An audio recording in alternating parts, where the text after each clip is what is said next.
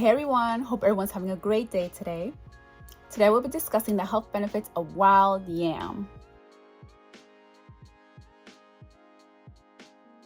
Don't forget to subscribe, like it, share it, comment, love it.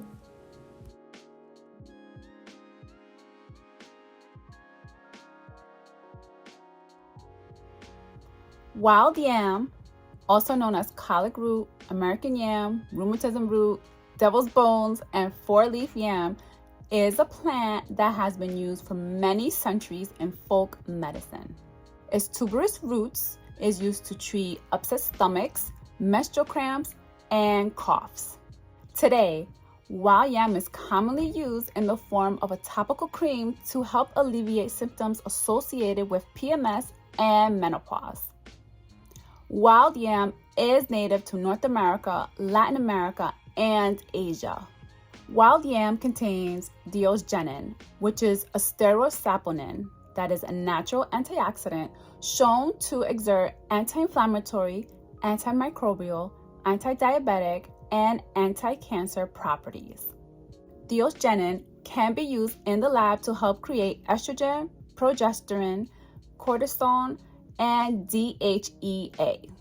In traditional medicine, wild yam is used as an estrogen replacement therapy for treating menopause symptoms such as vaginal dryness, mood changes, reduced bone density, night sweats, and hot flashes. Wild yam may also help aid in fertility. Wild yam has antispasmodic properties that may help reduce cramps and muscular pain related to PMS.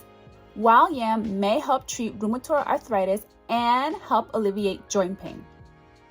Test tube studies have shown that diosgenin extracted from wild yam root helps protect against the progression of rheumatoid arthritis and osteoarthritis. Wild yam may also help regulate blood sugar levels and reduce cholesterol levels. Wild yam may also help promote skin health. Wild yam may have anti-aging effects. Wild yam may also help with decreasing hyperpigmentation. Wild yam may also have neuroprotective effects and help enhance cognitive function. Wild yam may also help with digestion by enhancing gallbladder and liver function. Wild yam may also help relieve symptoms of diverticulosis.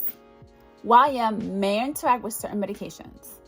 Due to potential hormone interactions, if you have uterine fibroids, endometriosis, or certain forms of cancer, then you should not consume.